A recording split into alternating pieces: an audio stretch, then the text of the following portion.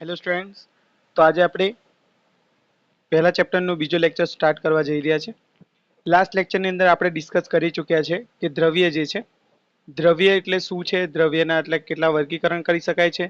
એના મુખ્ય બે વર્ગીકરણ કર્યા હતા, એક ભૌતિક રીતે વર્ગીકરણ અને બીજું કર્યું હતું રાસાયણિક વર્ગીકરણ. તો આજના લેક્ચરમાં આપણે શીખવાનું છે કે જે ભૌતિક વર્ગીકરણ કર્યા હતા, જેમ કે ઘન, પ્રવાહી, વાયુ, એને એકબીજામાં રૂપાંતરિત કરી શકાય છે કે નહીં એ સાથે સાથે શીખવાનું છે. પ્લાઝ્મા અને બોઝ-આઇન્સ્ટાઇન કન્ડેન્સેટ વિશે, અને સાથે સાથે આજે આપણે રાસાયણિક દ્રવ્યનું રાસાયણિક વર્ગીકરણ શું છે એના વિશે ચર્ચા કરવાના છીએ. તો સૌથી પહેલા આપણે શીખીએ છીએ અવસ્થામાં પરિવર્તન. તો આપણે કીધું હતું કે સામાન્ય ઓરડાના તાપમાને એટલે કે સામાન્ય પરિસ્થિતિમાં રૂમની અંદર તમને મુખ્યત્વે દ્રવ્ય ત્રણ પ્રકારે જોવા મળે છે, એક ઘન, પ્રવાહી અને વાયુ. તો આપણે લખી દઈએ ઘન, પ્રવાહી અને વાયુ. ઠીક છે. તો શું ઘનથી પ્રવાહીમાં રૂપાંતરણ શક્ય છે? શું પ્રવાહીમાંથી ઘનમાં રૂપાંતરણ શક્ય છે? શું પ્રવાહીનું વાયુમાં રૂપાંતરણ શક્ય છે? અને શું વાયુનું પ્રવાહીમાં રૂપાંતરણ શક્ય છે? એના વિશે આપણે શીખવાના છીએ. ચલો તો સ્ટાર્ટ કરીએ. તો એના માટે આપણે સમજીએ કે જે ઘન અવસ્થા છે, ઘન અવસ્થાની અંદર કણો ખૂબ નજીક બેઠા છે. હવે કણો નજીક છે એટલે કે એમની વચ્ચે બળ પણ કેવા હશે? મજબૂત હશે, જેને આપણે આણવીય અથવા પરમાણવીય બળો તરીકે ઓળખીએ છીએ. બરાબર છે. તો ઘનથી પ્રવાહીમાં જવું હોય, પ્રવાહીથી વાયુમાં જવું હોય, એના માટે એક બેસ્ટ એક્ઝામ્પલ લઈએ, પાણી, H2O. આના ઉદાહરણ દ્વારા આપણે સમજીશું કે ઘનનું પ્રવાહીમાં અને પ્રવાહીનું વાયુમાં રૂપાંતરણ કઈ રીતે થાય છે. માન લો કે પાણીનું ઘન સ્વરૂપ એટલે બરફ છે તમારી પાસે.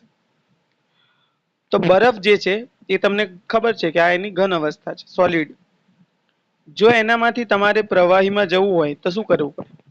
તો તમે કહેશો સાહેબ તાપમાનનો વધારો કરો. જો તાપમાનનો વધારો કરવામાં આવે એટલે કે તાપમાન વધારી દેવામાં આવે તો આપણો ઘન, આપણો બરફ પીગળીને શું બની જશે? પાણી બની જશે. એટલે કે એ એના પ્રવાહી સ્વરૂપમાં આવી જશે, લિક્વિડ. હવે તાપમાનના વધારાની સાથે સાથે બીજી પણ એક વસ્તુ યાદ રાખીશું. જો તમારે બરફને પાણીમાં ફેરવવું હોય તો તાપમાન વધારવું પડશે અને સાથે સાથે દબાણ ઘટાડવો પડશે. દબાણ ઘટાડો. તાપમાન વધારો, દબાણ ઘટાડો તો બરફ જે છે એ પાણીમાં પરિણમશે. અને તમે જાણો છો પાણીમાંથી જો બરફ બનાવવું હોય તો તાપમાન કેવું કરવું પડશે? ઓછો કરવો પડશે. એટલે તાપમાનમાં ઘટાડો કરો અને દબાણમાં વધારો કરો તો તમારો પાણી એ બરફ બની જાય છે. અને જ્યારે પાણીમાંથી તમારે વરાળ કરવી હોય, પાણીમાંથી વરાળ કરી દેવી છે, જેને આપણે બાષ્પ કહીએ છીએ. બાષ્પ એટલે પાણીની બાષ્પ બનાવવી છે, એટલે વરાળ બનાવીએ તો તમને ખબર છે તાપમાનમાં વધારો કરો સાહેબ.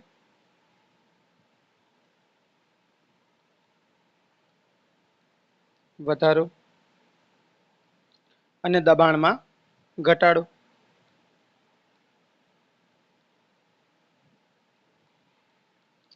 અને જો વરાળમાંથી પાછું પાણી બનાવવું હોય તો તેને ઠંડી પાડ, એટલે તાપમાન શું કરવું પડશે? ઘટાડવું પડશે. તાપમાનમાં ઘટાડો અને દબાણમાં વધારો કરવો પડશે. જેમ તાપમાનનું કરો એનાથી ઉલટું કરવાનું છે દબાણમાં. રેડી કે નહીં?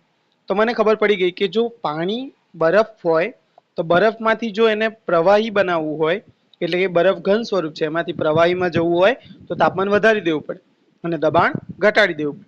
એ જ રીતે જે પાણી આપણું પ્રવાહી સ્વરૂપે છે, એમાંથી જો વરાળ એટલે કે વાયુ સ્વરૂપ બનાવવું હોય તો તાપમાન વધારી દો, દબાણ ઘટાડી દો. હવે જો ઉલટું કરવું હોય તો દબાણ વધારી દો, તાપમાન ઘટાડી દો. તો સિમ્પલ મને શું ખબર પડે કે તાપમાનનો વધારો કરો.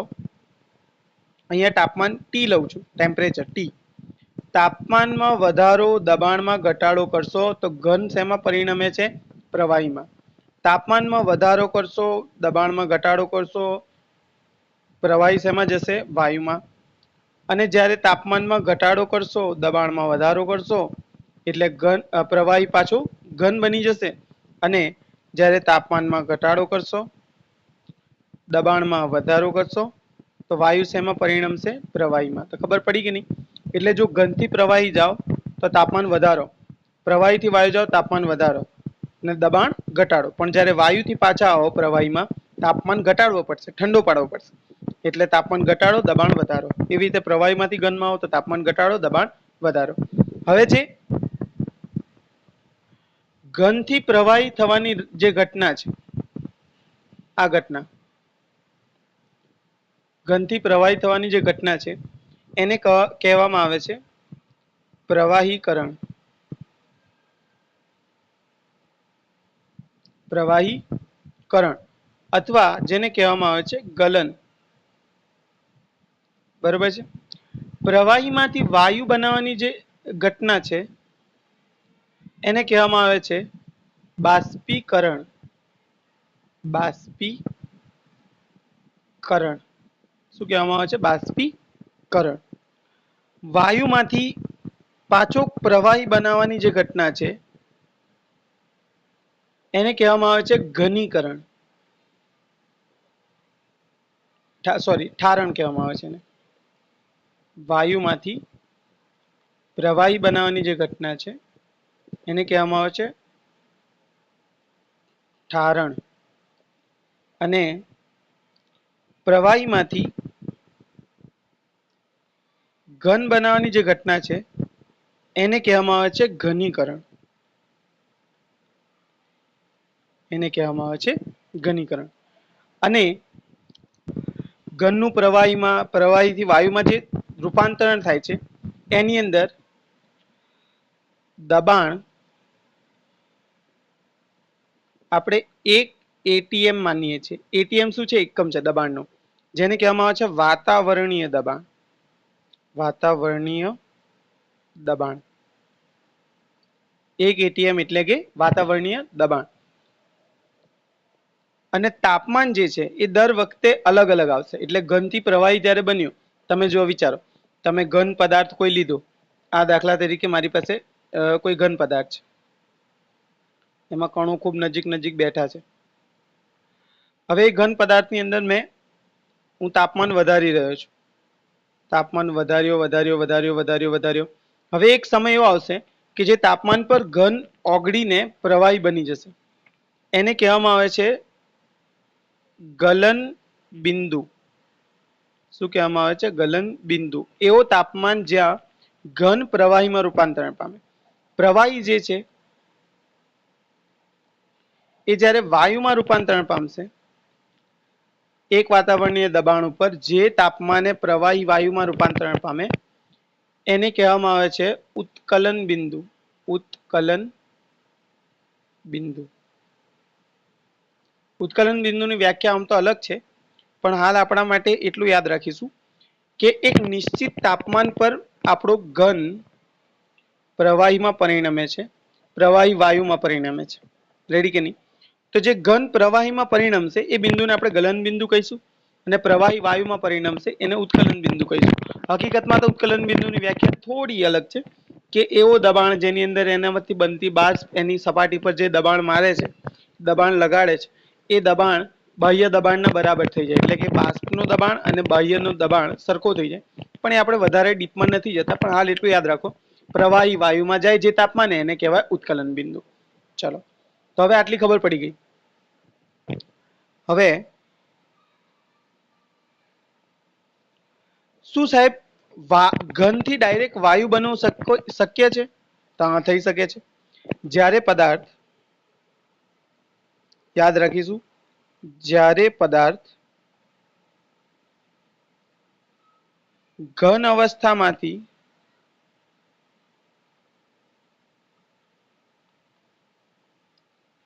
વાયુ અવસ્થામાં જાય છે તો આ ઘટનાને ઉદ્ધ્વપાતન કહે છે. ઉદ્ધ્વપાતન કહે છે. એટલે કે ડાયરેક્ટ તમારું જે ઘન છે એ ઘન વસ્તુ શેમાં જતી રહેશે? વાયુમાં જતી રહેશે. બરાબર, આને કહેવામાં આવશે ઉદ્ધ્વપાતન. આવું તો સાહેબ અમે જોયું જ નહીં. ઘન ડાયરેક્ટ વાયુમાં જાય? જાય છે જ ને, તમે જોયું છે. જો તમે કપૂર લો, કપૂર, તો કપૂર ઘન હોય છે, કપૂરની ગોળી હોય. એ કપૂરને થોડા સમય માટે ખુલ્લો મૂકો, શું બની જશે? કપૂર વાયુ સ્વરૂપમાં જતું રહેશે. તો આ ઘનથી ડાયરેક્ટ વાયુ ગયો, પ્રવાહી બન્યા વગર વાયુ અવસ્થામાં જાય છે. પ્રવાહી બન્યા વગર, તો એને આપણે કહીએ છીએ ઉદ્ધ્વપાતન થયું. બરાબર. તો આ રીતે દ્રવ્યની ત્રણ અવસ્થામાંથી આપણે એકમાંથી બીજી અવસ્થામાં તાપમાન અને દબાણના ફેરફારથી જઈ શકીએ છીએ. પછી મેં તમને પ્રોમિસ કર્યું હતું કે હું તમને પ્લાઝ્મા અને બોઝ-આઇન્સ્ટાઇન કન્ડેન્સેટ વિશે માહિતી આપીશ. તો આપણે થોડી માહિતી લઈએ છીએ, બરાબર, વધારે આપણે એની જરૂર નથી. પ્લાઝ્મા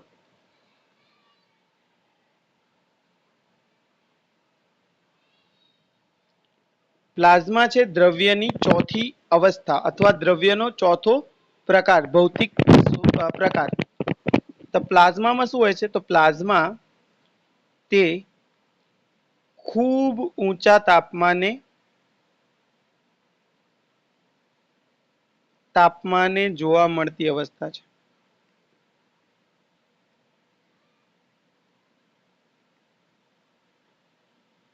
અવસ્થા છે. ઠીક છે.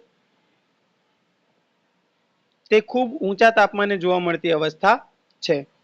અને તાપમાન ઊંચું હશે તો દબાણ કેટલું હશે? ખૂબ નીચો દબાણ અને ખૂબ ઊંચા તાપમાને તમને પ્લાઝ્માની અવસ્થા જોવા મળે છે.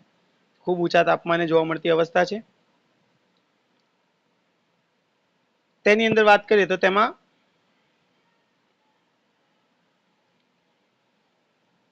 કણોમાંના અપરમાણ્વીય કણો, એટલે કે કણ છે એની અંદરના પણ જે નાના નાના કણો છે, કણો બહાર આવી જાય છે. એટલે આ જે છે, આમાં જુઓ, કણ તમને ખબર છે વાયુ સ્વરૂપ જો હોય તો કણ જે છે એ બહુ ખૂબ દૂર દૂર હોય કણો. આમાં શું છે? આ એટલા બધા એની ઉપર દબાણ એટલું ખૂબ ઓછો છે કે એના અપરમાણ્વીય કણો, એટલે કે કણની અંદરની વસ્તુઓ પણ બહાર નીકળીને આવી જાય છે. અપરમાણ્વીય કણો નેક્સ્ટ ટાઈમ આપણે શીખવાડવાના છે એટોમિક સ્ટ્રક્ચરમાં. અપરમાણ્વીય કણો એટલે કે ઇલેક્ટ્રોન, પ્રોટોન અને ન્યુટ્રોન. એમાં અપરમાણ્વીય કણોની અંદર ખાસ ઇલેક્ટ્રોન બહાર આવી જાય છે. એટલે એ પોતે ધન આયન અને ઇલેક્ટ્રોન એમ બંને અવસ્થાઓ, એટલે કે આયનો, ધન આયનો અને ઋણ આયનો દ્વારા રચાય છે. તે ધન આયનો અને ઋણ આયનો, ઋણ આયનો નહીં, ઇલેક્ટ્રોન આપણે શબ્દ વાપરીશું ચોખ્ખું જ. ઇલેક્ટ્રોન દ્વારા બને છે. આ એક્સ્ટ્રામાં છે, બરાબર. આ કેવું દેખાતું હોય? તે આ પ્રકારનું હોય. જો આ વાદળ છે, આ વાદળ પ્લાઝ્મા છે. એની અંદર ધનભારિત કણો હશે, જેની પર ધનભાર હશે, ખૂબ દૂર દૂર હશે એ ધનભાર વાળા કણો, અને એમની વચ્ચે ઇલેક્ટ્રોન નેકડીને બહાર આવી ગયા છે આ રીતે. અને આ વસ્તુ જે છે એ રિયલ લાઈફમાં હોય છે? હા, હોય છે.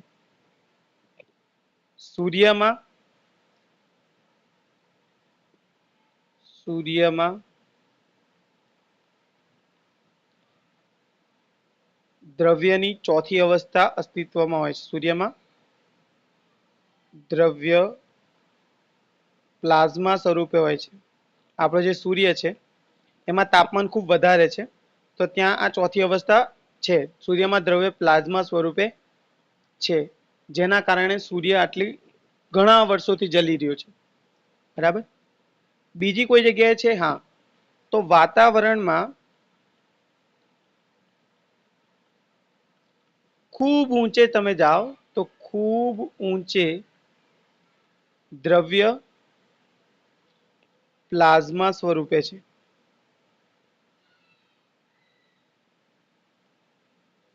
બરાબર। તો આપણે એવું કહી શકીએ આ વાયુ જેવો છે, આ વાદળો જ છે, હકીકતમાં પ્લાઝ્મા એક વાદળ વાયુ જેવું છે, બરાબર।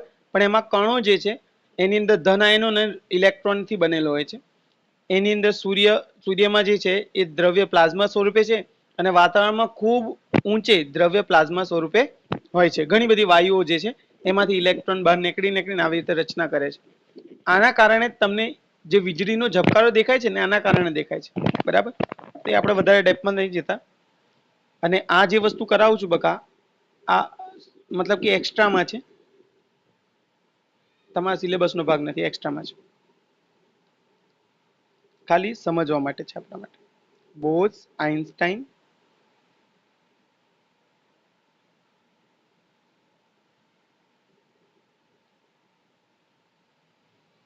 સંઘટન,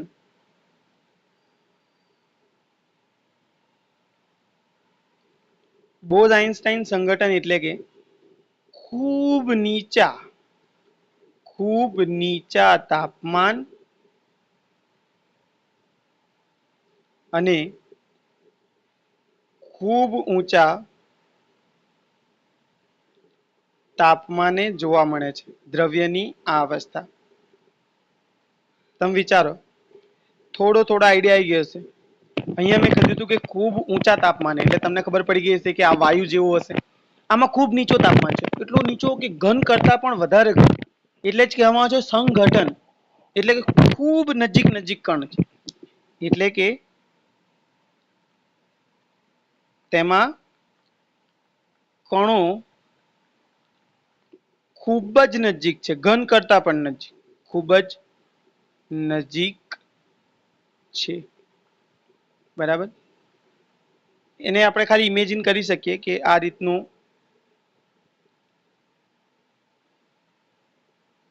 કણ છે, મતલબ કે કણો તમને જોઈ જ ના શકાય એટલી નજીક છે આ લોકો કણો, બરાબર। સારું, તમે ડ્રો કરી દેજો, મારી ડ્રોઈંગ થોડી ખરાબ છે। તો આને આપણે કહીશું બીઈસી, બોઝ આઇન્સ્ટાઇન કન્ડેન્સેટ, બરાબર। વધારે એના વિશે જાણવા જેવું કંઈ નહીં। એટલે આ જે અવસ્થાઓ છે પ્લાઝ્મા અને બોઝ આઇન્સ્ટાઇન કન્ડેન્સેટ, એ ખૂબ વિપરીત પરિસ્થિતિઓમાં હોય છે, બરાબર। બાકીની ત્રણ જે અવસ્થાઓ છે દ્રવ્યની, એટલે કે દ્રવ્યના ત્રણ પ્રકાર જે છે ભૌતિક રીતે, એ સામાન્ય ઓરડાના તાપમાને હોય છે। હવે આપણે શીખવા જઈ રહ્યા છે દ્રવ્યનું રાસાયણિક વર્ગીકરણ। દ્રવ્યનું રાસાયણિક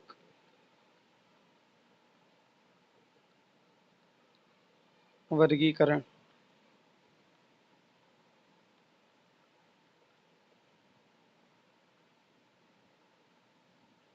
જોજો હવે, રાસાયણિક રીતે એટલે કે દ્રવ્યને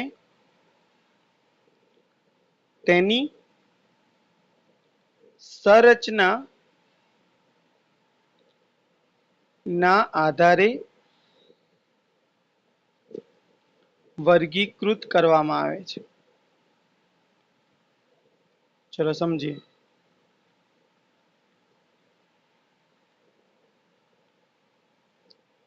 દ્રવ્યને તેની સંરચનાના આધારે, સંરચના એટલે શું કે દ્રવ્યની અંદર કણો કઈ રીતે બેઠા છે, આ કણો જે છે એ કઈ રીતે બેઠા છે એના આધારે આપણે ભૌતિક અવસ્થા નક્કી કરતા હતા, એટલે કે ભૌતિક વર્ગીકરણ કરતા હતા। પણ આ કણો કયા પ્રકારના છે, બરાબર, એના આધારે આપણે કણોના પ્રકારના આધારે આપણે દ્રવ્યની રાસાયણિક વર્ગીકરણ કરીએ છીએ। તો આપણે લખીશું કે દ્રવ્યમાં રહેલ કણો તેમની ગોઠવણ ના આધારે આપણે તેમને રાસાયણિક રીતે વર્ગીકૃત કરીએ છીએ. તેમનું રાસાયણિક વર્ગીકરણ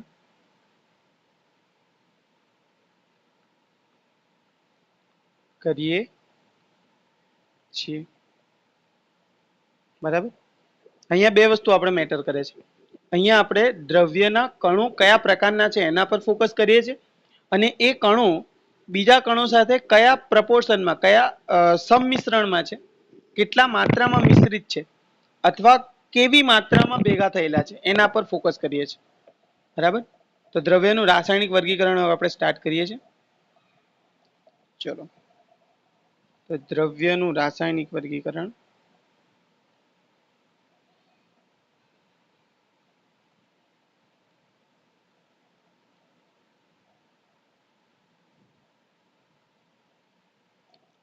તો રાસાયણિક રીતે દ્રવ્યને આપણે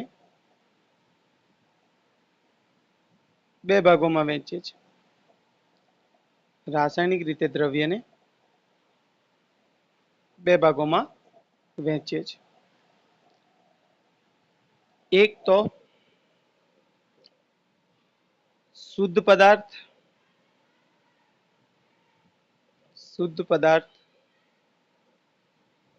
અને બીજું મિશ્રણ. ઠીક છે. ચલો, દ્રવ્યનું રાસાયણિક વર્ગીકરણ કરીએ છીએ. હવે કયા આધાર પર કર્યું છે? તો દ્રવ્યના કણોના પ્રકાર અને તેમની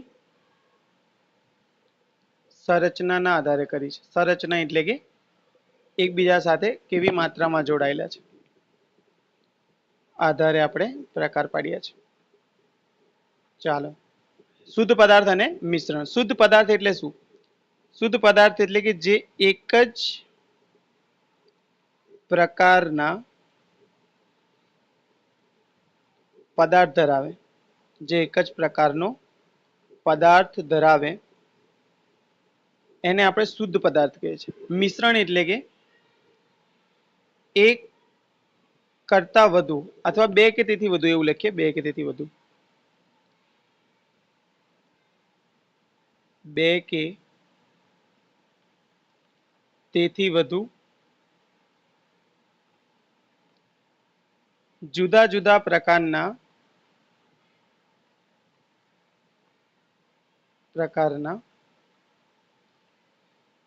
શુદ્ધ પદાર્થો ધરાવે.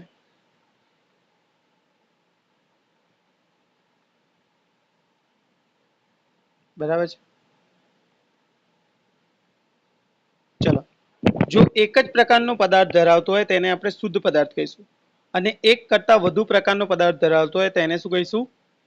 મિશ્રણ કહીશું. બરાબર. ચલો, જેમ કે ઉદાહરણ લઈએ. એક જ પ્રકારનો પદાર્થ વિચારો. જેમ કે આપણે કહી શકીએ સાહેબ શું કે ભાઈ પાણી છે. પાણીનું સૂત્ર શું હોય? H2O. તો પાણી જે છે, કેમ કે પાણીની અંદર બધા પાણીના જ કણો છે, તો પાણી શું થયું? શુદ્ધ પદાર્થ થયો. ચાલો, બીજું ઉદાહરણ લઈએ. ઓક્સિજન. તો ઓક્સિજન શું થયો? શુદ્ધ પદાર્થ થયો, જો એકલો હોય તો. બાકી જે હવા છે એમાં ઓક્સિજન, નાઇટ્રોજન બધું મિક્સ હોય છે, તે મિશ્રણમાં જતું રહેશે. તો એક જ જણ હોય, એક જ પ્રકારના કણો હોય તેને શુદ્ધ પદાર્થ કહેવાય. જેમ કે ગ્લુકોઝની બોટલ આવે છે, એની અંદર ગ્લુકોઝની બોટલ નહીં, ગ્લુકોઝનો જે પાવડર આવે છે એમાં ગ્લુકોઝ એકલો હોય છે. પછી સુક્રોઝ,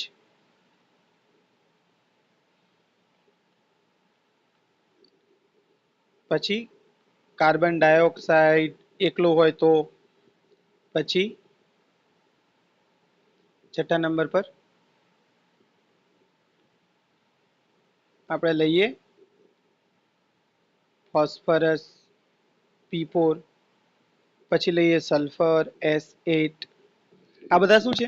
આ બધા શુદ્ધ પદાર્થ છે, કેમ કે એક જ પ્રકારનો પદાર્થ છે. પણ મિશ્રણની અંદર શું હશે? ઉદાહરણ લઈએ મિશ્રણનું. ચલો પહેલું ઉદાહરણ જુઓ કે ભાઈ મીઠું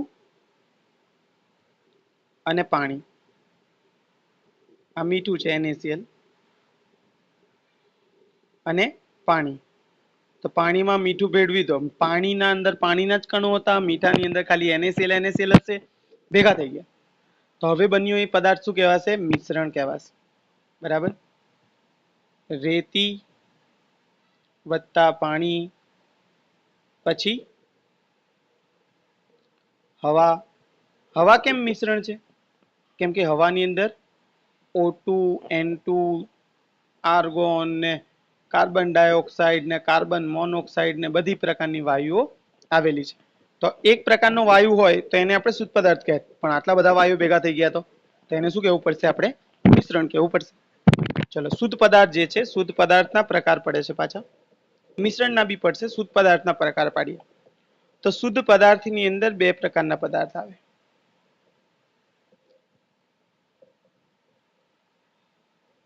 અચ્છા, ચલો માન લો કે તમને કોઈ કહે કે શું મિશ્રણમાંથી શુદ્ધ પદાર્થ પાછું મળે? તમને હું કહું મીઠું અને પાણી છે, બંને ભેગા થઈ ગયા છે, શું અલગ પડી શકે? તો કે હા સાહેબ પડી શકે ને, ધૂપમાં તડકા મૂકી દો, તડકા મૂકતાની સાથે પાણી ઉડી જશે, મીઠું અલગ પડી જશે. તો એ જે પદ્ધતિ દ્વારા તમે અલગ પાડ્યો એ પદ્ધતિ કઈ છે? ભૌતિક પદ્ધતિ. કઈ પદ્ધતિ છે? ભૌતિક. તો આપણે શું કહીશું? હા, મિશ્રણમાંથી જો તમારે શુદ્ધ પદાર્થ પાછો કરવો હોય તો ભૌતિક પદ્ધતિની મદદથી કરી શકો છો. ભૌતિક પદ્ધતિની મદદથી કરી શકો છો. બરાબર. એને કહેવાય છે ફિઝિકલ મેથડ. જેમ આપણે એક વાપરીને NaCl ને પાણીમાંથી કઈ મેથડ વાપરી? બાષ્પીભવનની મેથડ. પાણી ઉડાડી દીધું અને NaCl આપણને મળી ગયું. આ ભૌતિક પદ્ધતિ થઈ. બરાબર. ચલો હવે શુદ્ધ પદાર્થ છે, એના બે પ્રકાર છે, એના વિશે વાત કરીએ. આ બધા શુદ્ધ પદાર્થો છે ને, આ બધા એક જેવા નથી, અલગ પડે છે. કઈ રીતે અલગ પડે છે એ આપણે હવે વાત કરીએ. શુદ્ધ પદાર્થની અંદર એક પ્રકાર પડે છે તત્વ અને બીજો પદાર્થ પડે છે, બીજો ભાગ પડે છે સંયોજન. ચલો તત્વ એટલે શું?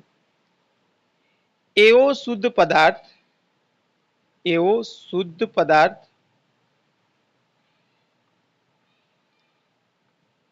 જે એક જ પ્રકારના પરમાણુઓ ધરાવે છે.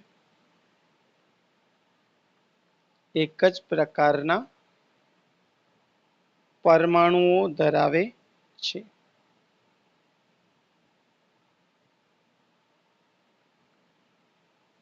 સાહેબ ના ખબર પડી.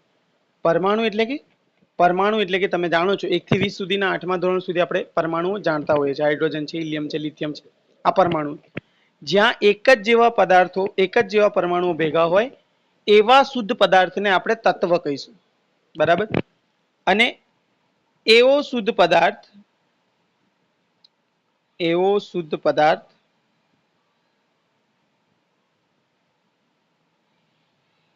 જેમાં જુદા જુદા પ્રકારના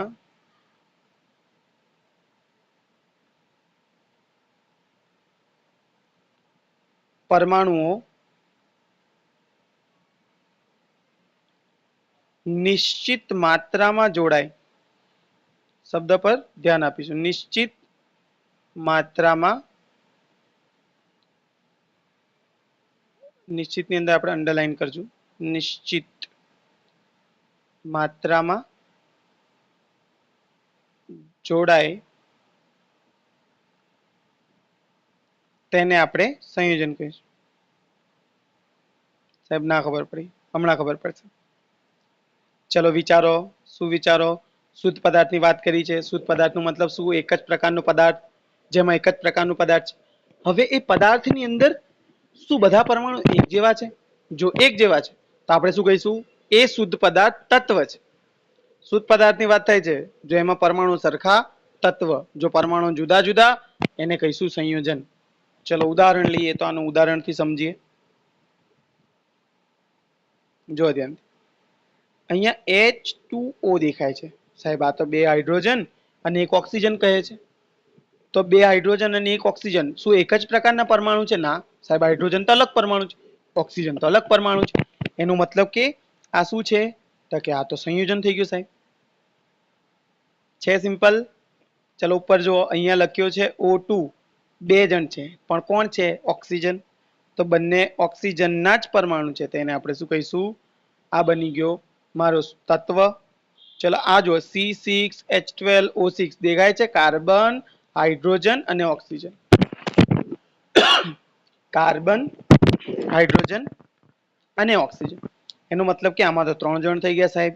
જો 3 જણ છે એટલે વધારે પરમાણુ થયા, તો એ પણ શું ગણાશે? સંયોજન ગણાશે. એક જ હોવા જોઈએ, એક જ જેવા જ હોવા જોઈએ. એક જેવા પરમાણુ ભલે ને કરોડો હોય, મારે એનાથી લેવા દેવા નથી. મારે શું જોવો છે? કાર્બન હોય તો બધે બધા કાર્બન, ઓક્સિજન તો બધે બધા ઓક્સિજન, હાઇડ્રોજન તો બધે બધા હાઇડ્રોજન, નાઇટ્રોજન તો બધે બધા નાઇટ્રોજન. તો એને શું કહીશું આપણે? શુદ્ધ પદાર્થ. ચલો આમાં જુઓ ચોથા નંબરમાં C12H22O11. આ પણ શું છે? સંયોજન છે. કેમ કે આમાં જે પરમાણુઓ છે એ અલગ અલગ છે. આ CO2, આ બી સંયોજન છે સાહેબ. CO2 બી સંયોજન છે. 4 નંબર પર લખીશું CO2. હવે ચેક કરો P4, 4 પણ શું? ફોસ્ફરસ. 4 જણ છે પણ 4 એ 4 કોણ છે? ફોસ્ફરસ. તો એને શું કહીશું? તો એને કહીશું આપણે કે આ તો તત્વ છે. આ તો તત્વ છે. બરાબર. આપણે વિચારીએ કે 11માનો ક્લાસ છે કે 12માનો ક્લાસ છે. જો 11માના ક્લાસમાં બધે બધા 11માના વિદ્યાર્થીઓ હોય તો 11માનો ક્લાસ કહેવાય. પણ 11માના ક્લાસની અંદર 12માના વિદ્યાર્થીઓ ભણતા હોય, 10માના બેઠેલા હોય, 9માના બેઠેલા હોય, તો પછી એને 11માનો ક્લાસ ના કહેવાય. તો આ તો મિક્સ ક્લાસ થયો. તે જ રીતે જ્યારે માત્ર એક જ પ્રકારના પરમાણુઓ દેખાય, એટલે એક જ પ્રકારના વિદ્યાર્થીઓ દેખાય, એક જ પ્રકારના પરમાણુ દેખાય એટલે એને તત્વ કહીશું. જો જુદા જુદા દેખાય તો સંયોજન કહીશું. ચલો P4, 4 જણ છે પણ 4 એ 4 કોણ છે? ફોસ્ફરસ. એટલે શું કહેવાયશું? તત્વ. ચલો બીજો નંબર, ત્રીજો નંબર S8, 8 જણ છે પણ 8 એ 8 કોણ છે? સલ્ફર. એટલે શું કહીશું? તત્વ કહીશું. ચલો આગળ જુઓ ધ્યાનથી. ચોથા નંબર પર લખું છું હું સોડિયમ સોલિડ. સોડિયમ સોલિડ એટલે કે સોડિયમ ધાતુનો ટુકડો. સોડિયમ ધાતુનો ટુકડો. હવે ધાતુના ટુકડા જે છે, ધાતુના ટુકડાની અંદર ખાલી ધાતુના જ પરમાણુ આવેલો હોય. કોઈ શુદ્ધ ધાતુ હોય ને, એકલી ધાતુ, એની અંદર ખાલી ધાતુના જ પરમાણુ આવેલા હોય. એટલા માટે તત્વ છે. સોડિયમનો ટુકડો કે તમને લોખંડનો ટુકડો કે, કેમ કે લોખંડના ટુકડામાં ખાલી કોણ આવેલો હશે? લોખંડના જ પરમાણુ આવેલા હશે. કરોડોમાં હશે, અબજોમાં હશે, ગણી ના શકાય એટલા બધા હશે. પણ એ હશે કોણ? શુદ્ધ તત્વ. તમને જ્યારે પણ ટુકડો કે લોખંડ આ તે ટુકડાની અંદર ખાલી તત્વ જ આવેલા હશે. 24 કેરેટ ગોલ્ડ, 24 કેરેટ સોનું. 24 કેરેટ સોનાની અંદર ખાલી કોણ આવેલું હોય છે? ખાલી AU એટલે કે સોનાના જ પરમાણુ આવેલા હોય છે.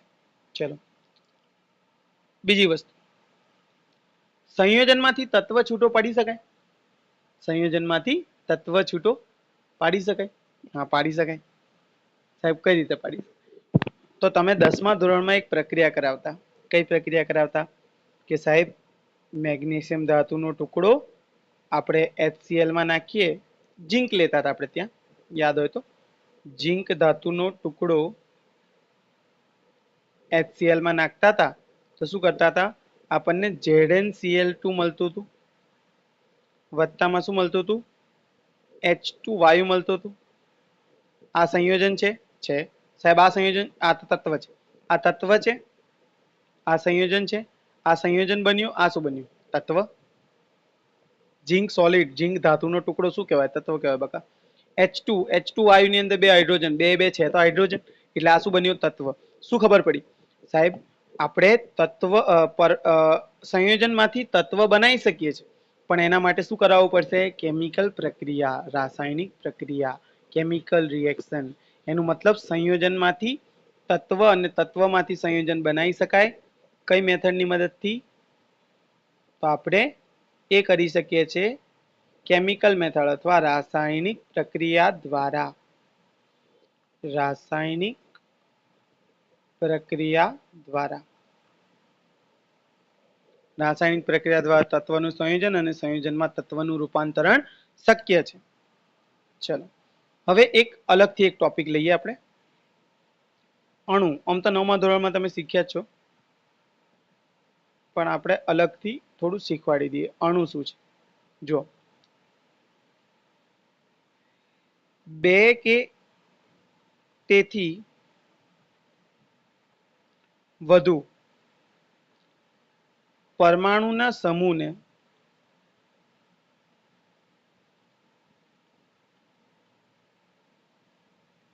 અણુ કહે છે. કહે છે. બે કે તેથી વધુ પરમાણુ દેખાય એટલે આપણે શું કહી દેવાનું? અણુ. એ ગમે તે હોય. ચલો અહીંયા ઓક્સિજન 2 છે, હા છે, એનો મતલબ ઓક્સિજન નું શું કહેવાશે? અણુ. ચલો જેમ કે ઉદાહરણ લઈએ આપણે, O2 નો અણુ, પછી 2 H2, 2 હાઇડ્રોજન એટલે શું કહેવાશે? H2 નો અણુ. ત્રીજા નંબર પર CO2. સાહેબ આને અણુ કહેવાય? કહેવાય જ ને. કેમ? શરત એટલી જ છે, એક જેવા કે બે જેવા ના હોવા જોઈએ, ખાલી એમાં બે કે એથી વધારે પરમાણુ હોવા જોઈએ. જો બે કે એથી વધુ પરમાણુઓ છે, એ ભલે સંયોજન હોય, એ ભલે તત્વ હોય, તેને આપણે શું કહીશું? અણુ. આને શું કહીશું? CO2 નો અણુ. અચ્છા સાહેબ, આમાં તો અમુક તો આ તો તત્વ છે, આ તો સંયોજન છે, તો અણુના પણ બે પ્રકાર પડે છે. એકને આપણે તત્વનો અણુ કહીશું, સમજી ગયા હશો બાળકો. તત્વનો અણુ એટલે કે જેમાં બધા પરમાણુઓ એક જેવા હોય, અને એકને કહીશું સંયોજનનો અણુ.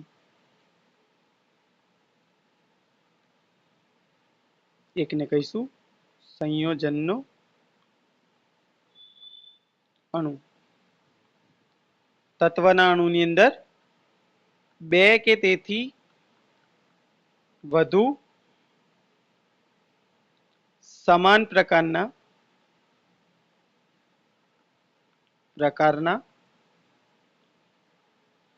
બે કે તેથી વધુ સમાન પ્રકારના પરમાણુઓ, તો એને તત્વનો અણુ. ઉદાહરણ તરીકે N2 H2 Cl2 Br2 C60 પછી P4 S8 વગેરે. આ બધા ઉદાહરણો કોના છે? આ તત્વના અણુના છે. બરાબર. તત્વનો અણુ એટલે કે અણુ એટલે બે કે તેથી વધુ પરમાણુનો સમૂહ, અને તત્વનું એટલે તત્વ એટલે એક જેવા પરમાણુઓ, બે થી વધુ તો તત્વનો અણુ. સંયોજનનો અણુ, સંયોજન એટલે બે કે તેથી વધુ પરમાણુઓ અને અલગ અલગ પ્રકારના, અને અણુ એટલે બે કે વધુ હોવા જોઈએ, એટલે કે અલગ અલગ પ્રકારના બે થી વધુ પરમાણુઓ એટલે બની જશે સંયોજનનો અણુ. લખી દઈશું આપણે, બે કે તેથી વધુ જુદા જુદા પ્રકારના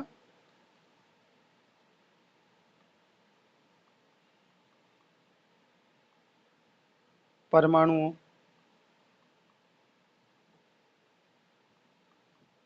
ચલો એનું ઉદાહરણ લઈએ.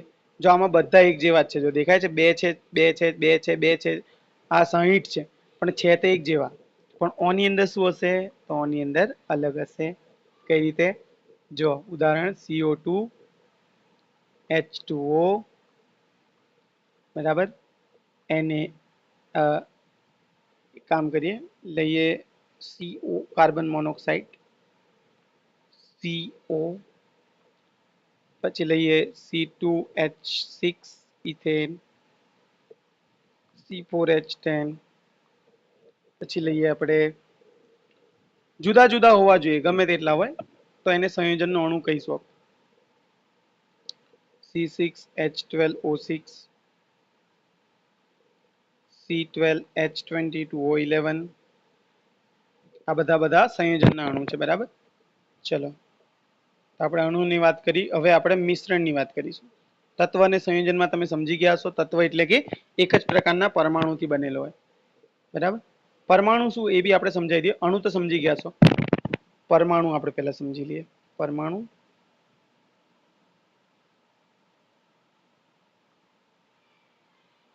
પરમાણુ દ્રવ્યનું નાનામાં નાનો અંશ છે જેનાથી દ્રવ્ય બન્યો છે. તમને કોક પૂછે દ્રવ્ય શેમાંથી બન્યું છે, તો બધા પરમાણુઓના જોડાણથી દ્રવ્ય બન્યો છે. બધા પ્રકારના દ્રવ્યની પાછળ કોણ જવાબદાર છે? એ નાનામાં નાનો અંશ, જેને આપણે શું કહીએ છીએ? પરમાણુ. તમે દ્રવ્યને તોડતા જાઓ તો છેલ્લે એ એક નાના કણ સ્વરૂપે તમને મળશે. એ જ કણનું નામ છે પરમાણુ. બરાબર. પરમાણુ જે છે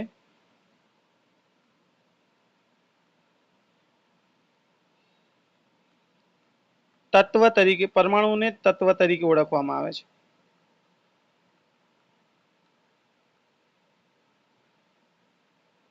વામાં આવે છે. ચલો, એનું નિર્દેશન એને કઈ રીતે દર્શાવાય છે? તો નિર્દેશન, તો પરમાણુનું નિર્દેશન, આ માન લો કે કોઈ પરમાણુ છે એક્સ, એને અહીંયા ઝેડ લખાય છે, અહીંયા લખાય છે એ. બરાબર. આ એક્સ જે છે એ તત્વની સંજ્ઞા, જે ઝેડ છે એનો મતલબ થાય પ્રોટોનની સંખ્યા.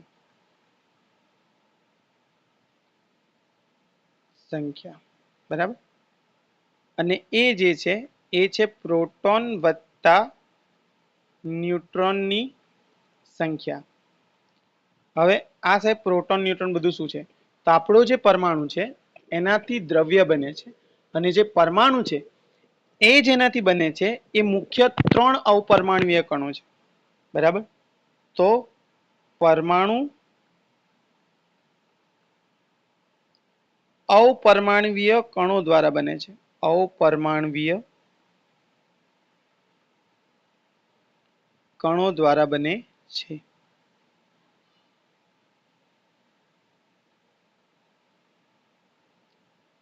એમાં મુખ્ય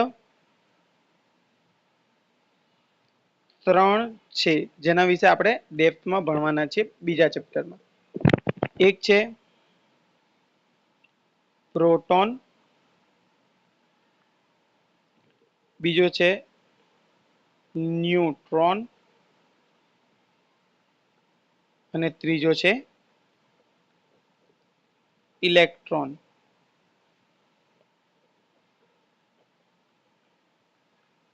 આ 3 કણો મુખ્યત્વે પરમાણુ રચે છે.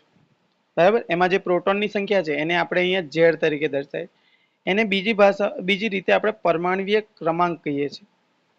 પરમાણવીય ક્રમાંક એ તમારે આગળ આવશે તો શીખવાડીશું. અને આને પરમાણવીય દળાંક તરીકે ઓળખવામાં આવે છે, જે આગળ આપણે શીખીશું.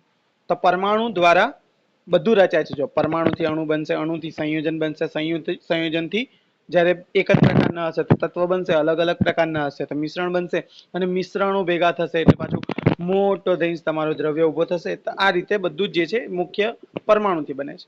તો આપણે પરમાણુ સમજી ગયા, અણુ સમજી ગયા, તત્વ સમજી ગયા, સંયોજન સમજી ગયા. હવે વારી છે મિશ્રણને સમજવાની. ચાલો થોડું મિશ્રણને પણ સાહેબ સમજી લઈએ. ચલો અહીંયા એક કામ કરીએ, નીચે નવા પેજથી જ લખીએ મિશ્રણ. તો આપણે મિશ્રણને સમજીએ.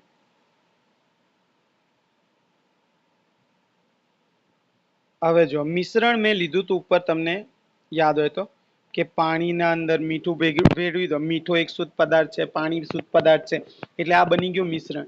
તેલમાં પાણી ભેળવી દો. તેલ એક અલગ શુદ્ધ પદાર્થ છે, પાણી અલગ શુદ્ધ પદાર્થ છે, બંને ભેગા મળી ગયા, શું બની ગયું? મિશ્રણ. બરાબર. હવે આ જે મિશ્રણ છે, મિશ્રણમાં બે પ્રકાર છે. મિશ્રણની અંદર આપણે પહેલા તો વાત કરી દઈએ કે બે કે તેથી વધુ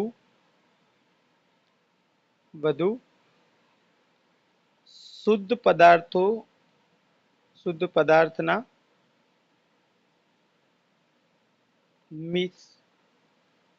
સંમિશ્રણથી બને છે.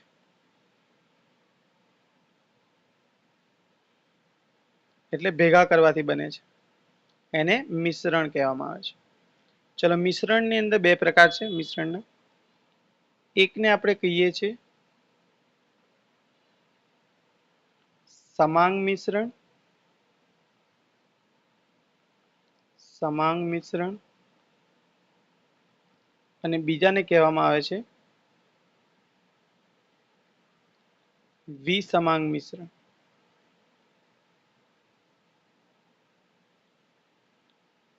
એકને કહેવામાં આવે છે સમાંગ મિશ્રણ ને બીજાને કહેવામાં આવે છે વિસમાંગ મિશ્રણ.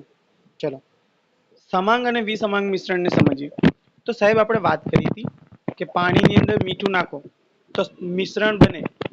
એને એની અંદર પાણી અને મીઠાની અંદર પાણીની અંદર મીઠું ગયા પછી એ એવી રીતે મિશ્ર થઈ જાય છે કે તમે મીઠા અને પાણીને જુદું જુદું જોઈ શકતા નથી. જોઈ શકાય? ન જોઈ શકાય. તો આવો મિશ્રણને પણ અલગ પ્રકાર પાડીશું. અને જો તમે પાણીની અંદર રેતી કપચી કે કક નાખી દો એવું જે તમને પાણીની અંદર અલગ દેખાય તો એને પણ આપણે અલગ પ્રકારમાં રાખીશું. તો જે પદાર્થને નરી આંખે અલગ ન જોઈ શકાય, જે મિશ્રણમાં રહેલા શુદ્ધ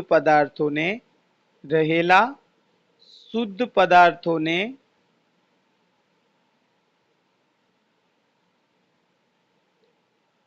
અલગ અલગ ન જોઈ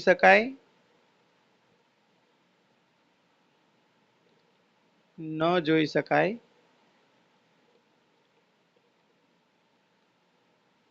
એવા મિશ્રણને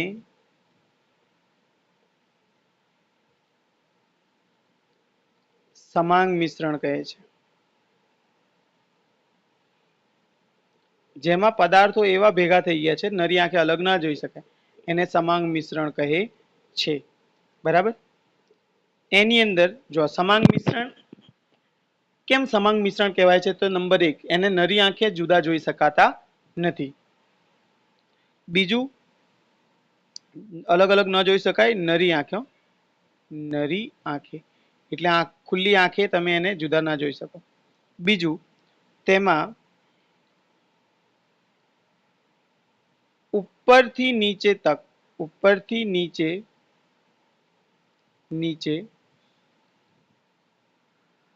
સંગઠન અથવા રચના અને સંરચના અથવા સંગઠન અને ગુણધર્મો સમાન હોય છે.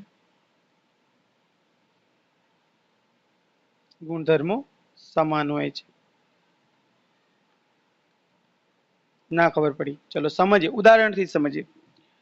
પાણીનો એક ગ્લાસ, પાણીના ગ્લાસની અંદર પાણી છે, એમાં નાખ્યું મીઠું નાખતાની સાથે હવે એમાં ઘુલી ગયું. હવે તમે જો એને જોશો તો તમને અલગ દેખાશે નહીં મીઠું અને પાણી. અને સાથે સાથે ઉપર જે માત્રામાં મીઠું ઉપર હાજર છે એ જ માત્રામાં મીઠું નીચે હાજર હશે. જો તમે એને સ્પૂન વડે, ચમચી વડે સારી રીતે મિક્સ કરી દીધું હશે તો ઉપર જેટલા માત્રામાં મીઠું પાણી છે એટલી જ માત્રામાં નીચે મીઠું પાણી હશે. ના ખબર પડે તો તમે ચમચી લઈને ચેક કરી શકો. ઉપરથી એક ચમચી ભરો, તમને એટલો જ ખારો લાગશે. નીચેથી એક ચમચી ભરશો તો પણ એટલો જ ખારો લાગશે. એનો મતલબ કે ઉપર સંગઠન એટલે જેટલું મીઠું એટલું પાણી ઉપર છે, તેટલું જ મીઠું અને તેટલું જ પાણી નીચે છે. આને કહેવાય સંગઠન. અને ગુણધર્મો તમે ચેક કર્યું, ખારાશ ઉપર જેટલી ખારાશ છે એટલી નીચે ખારાશ છે. તો શું કીધું આનું મતલબ? કે ઉપરથી નીચે સંગઠન અને ગુણધર્મો કેવા થઈ ગયા છે બકા? સમાન થઈ ગયા છે. ચાલો,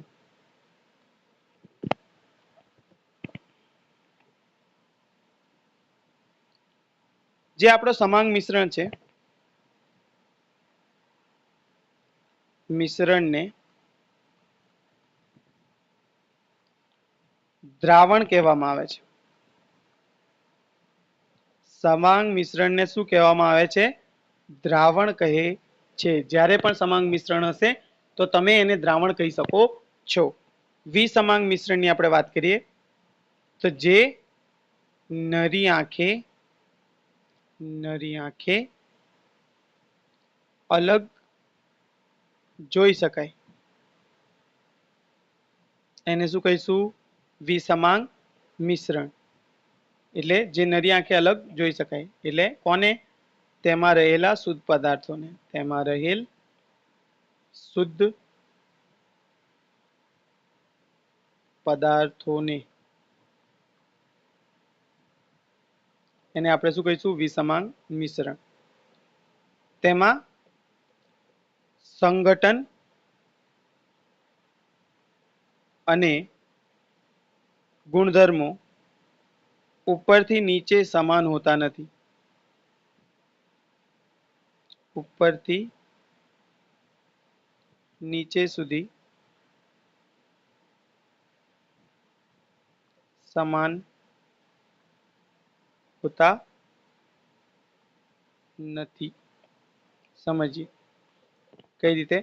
માન લો કે પાણીનો ગ્લાસ, પાણીના ગ્લાસની અંદર તમે બરાબર પાણીનો ગ્લાસ છે, પાણીના ગ્લાસની અંદર તમે પાણી ભરીએ, એમાં નાખી દીધું કપચી અથવા રેતી નીચે. હવે તમે ચમચી ઉપરથી ભરો, શું રેતી આવશે એમાં? ના આવે સાહેબ, પાણી એકલો જ આવશે. તો ઉપર ખાલી પાણી છે, નીચે રેતી અને પાણી છે. તો સંઘટન શું થયું? જુદું થઈ ગયું. સંઘટન અલગ કેમનું થયું? સાહેબ ઉપર ખાલી પાણી છે, નીચે રેતી ને પાણી છે. તો બંનેમાં ચમચીની અંદર તમે ચેક કરશો તો ઉપર ખાલી પાણી આવશે, નીચે રેતી અને પાણી આવશે. તો આને કહેવાશે કે સંઘટન જુદું થઈ ગયું. ગુણધર્મો ઉપરથી તમે પીશો તો ખાલી પાણી પીશો, નીચેથી પીશો તો રેતી સાથે પાણી પીશો. તો ગુણધર્મો પણ કેવા થઈ જશે? જુદા થઈ જશે. બરાબર. ચલો હવે ઉદાહરણો લઈ લઈએ તો તમારે ઉદાહરણોથી આઈડિયા આવી જશે. સમાંગ મિશ્રણને દ્રાવણ કહે છે. બરાબર. એના વિશે ડેપ્થમાં આપણે જ્યારે મોલારિટી ને બધું ભણાવીશું ત્યારે સમજીશું. તો આપણે ઉદાહરણ લઈએ. ચલો તો પહેલું ઉદાહરણ લઈએ, મીઠું વત્તા પાણી. તમને ખબર છે પાણીમાં મીઠું ગયા પછી પાણી ગાયબ, મીઠું ગાયબ, સોરી પાણીમાં મીઠું ગાયબ. ખાંડ વત્તા પાણી, ખાંડ પાણીમાં ગયા પછી ખાંડ ગાયબ. ત્રીજું ગ્લુકોઝ વત્તા પાણી, ગ્લુકોઝ પાણીમાં ગયા પછી ગ્લુકોઝ ગાયબ. બરાબર. એવી જ રીતે ચોથું 22 કેરેટ સોનું. સાહેબ આ બી સમાંગ મિશ્રણ છે. યસ, બધી મિશ્ર ધાતુઓ સમાંગ મિશ્રણ છે. બધી મિશ્ર ધાતુઓ યાદ રાખજો સમાંગ મિશ્રણ છે. કઈ રીતે સમજાવું?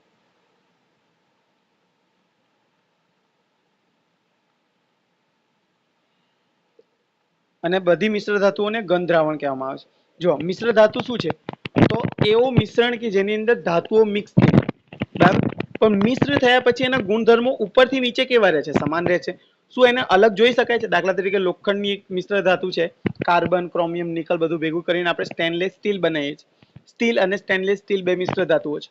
હવે આ જે મિશ્ર ધાતુ છે, માન લો કે સ્ટીલ, તો સ્ટીલની મિશ્ર ધાતુ ઉપરથી નીચે તક જો, શું તમને લોખંડ કે ક્રોમિયમ અલગ દેખાય છે? શું નિકલ અલગ દેખાય છે? શું કાર્બન અલગ દેખાય છે? શું નાઇટ્રોજન અલગ દેખાય છે? ના, કોઈ અલગ નહીં દેખાતું. એનો મતલબ શું થયું? એનું મતલબ કે મિશ્ર ધાતુ ઉપરથી નીચે તક એક જેવી દેખાય છે. ઉપર જેવો ગુણધર્મ છે એવો નીચે, જેવો ઉપર ટકોરો મારશો જેવો અવાજ કરશે એવો નીચે ટકોરો મારતા અવાજ કરશે. જેટલી મજબૂત ઉપર છે એટલી મજબૂત નીચે છે. એટલા માટે મિશ્ર ધાતુઓ કોનું ઉદાહરણ છે? સમાંગ મિશ્રણનું ઉદાહરણ છે. 22 કેરેટ સોનું એ મિશ્ર ધાતુ છે. કારણ કે 24 કેરેટ સોનું જે છે, કેમ કે એમાં બહુ નિર્બળ પ્રકારના ધાત્વીય બંધના કારણે એ આપણે સોના ઘરેણા તરીકે બનાવી શકતા નથી. જો તમે ઘરેણું બનાવો તો થોડું વધારે દબાણ પડતા એ ઘરેણાનો આકાર બદલાઈ જાય છે. એટલા માટે આપણે એમાં થોડું ઝીંક, કોપર વગેરે ધાતુઓ મિક્સ કરીને 22 કેરેટ સોનું વાપરીએ છીએ. અને આ 22 કેરેટ સોનું એક મિશ્ર ધાતુ છે. બરાબર, યાદ રાખીશું આપણે. ચલો આ બાજુ ઉદાહરણ લઈએ. રેતી વત્તા પાણી. બીજું ઉદાહરણ લઈએ, માટી તો નથી લેતા. આમ તો માટી વત્તા પાણી બી લઈ શકાય, પણ નહીં લેવું. ચલો માટી વત્તા પાણી લેવામાં કેમ વાંધો છે? એમાં એક અલગ આવશે કલીલ દ્રાવણ, એ પછી આપણે વાત કરીશું કોઈક દિવસ. પછી બીજું ઉદાહરણ તરીકે આપણે લઈએ કેરોસીન વત્તા પાણી. કેમ કે આ બધા અલગ પડે છે ને એકબીજાથી. તમે નરી આંખે અલગ જોઈ શકો છો. પેટ્રોલ વત્તા પાણી, બરાબર. ચોથું તમે તેલ વત્તા પાણી લઈ લો. બધા ઉદાહરણો કોના છે? તો આ બધા ઉદાહરણો છે વિસમાંગ મિશ્રણના. તો આજથી આજે આપણે કેટલું શીખ્યા? તો આજે આપણે શીખ્યા દ્રવ્યનું રાસાયણિક વર્ગીકરણ, જેની અંદર આપણે શીખ્યા શુદ્ધ પદાર્થ અને મિશ્રણમાંથી શુદ્ધ પદાર્થ બની શકે છે જો તમે ભૌતિક પદ્ધતિનો ઉપયોગ કરો. શુદ્ધ પદાર્થ એટલે શું? એક જ પ્રકારનો પદાર્થ. મિશ્રણ એટલે શું? બે કે તેથી વધુ અલગ અલગ પ્રકારના શુદ્ધ પદાર્થ. રેડી? શુદ્ધ પદાર્થના બે પ્રકાર છે, એક તત્વ અને બીજું છે સંયોજન. તત્વની અંદર એક જ પ્રકારના પરમાણુથી બનેલો હોય અને સંયોજન એક કે તેથી વધુ પ્રકારના પરમાણુઓ નિશ્ચિત માત્રામાં જોડાઈને બનેલા હોય. રેડી? પછી આપણે વાત કરી પરમાણુ એટલે શું? દ્રવ્યનો નાનામાં નાનો અંશ છે, એની અંદર ઇલેક્ટ્રોન, પ્રોટોન અને ન્યુટ્રોન આવેલા છે. મુખ્ય પરમાણુય કણો તરીકે એને બતાવવામાં આવે છે XZA, બરાબર. પછી આપણે વાત કરી સંયોજનમાંથી તમે તત્વ બનાવી શકો છો, પણ રાસાયણિક પ્રક્રિયાની મદદથી. પછી મિશ્રણની વાત કરી. મિશ્રણની અંદર બે પ્રકારનું મિશ્રણની આપણે વાત કરી કે બે કે તેથી વધુ શુદ્ધ પદાર્થો એને મિશ્રણ કહેવાય. એના બે પ્રકાર સમાંગ અને વિસમાંગ. સમાંગ પ્રકારના મિશ્રણની અંદર શું કે જેની અંદર એવા શુદ્ધ પદાર્થો મિશ્ર થાય કે જેને નરી આંખે અલગ જોઈ શકાય નહીં, તેને સમાંગ મિશ્રણ કહીશું. જો નરી આંખે અલગ જોઈ શકાય તો એને વિસમાંગ મિશ્રણ કહીશું. સમાંગ મિશ્રણની અંદર ઉપર જે સંગઠન છે, એટલે જેટલી માત્રા બે પદાર્થોની ઉપર છે એટલી જ માત્રા નીચે હશે. જ્યારે વિસમાંગની અંદર ઉપર અને નીચે માત્રા અલગ હશે. સમાંગ મિશ્રણમાં ઉપર અને નીચે ગુણધર્મો સમાન હશે અને વિસમાંગ મિશ્રણમાં ઉપરથી નીચે ગુણધર્મો જુદા જુદા હશે. પછી આપણે વાત કરી કે સમાંગ મિશ્રણને દ્રાવણ કહે છે, બરાબર. એના ઉદાહરણ તરીકે મીઠું વત્તા પાણી, ખાંડ વત્તા પાણી, ગ્લુકોઝ વત્તા પાણી, 22 કેરેટ સોનું અને બધી મિશ્ર ધાતુઓ. પેલાની અંદર રેતી વત્તા પાણી, કેરોસીન વત્તા પાણી, પેટ્રોલ અને પાણી અને તેલ અને પાણી. તો આ થઈ ગયા આપણે દ્રવ્યનું વર્ગીકરણ. તો દ્રવ્યનું વર્ગીકરણ આપણે પૂરું થયું છે. આવતીકાલથી આપણે દ્રવ્યના ગુણધર્મો વિશે ચર્ચા કરવાના છે.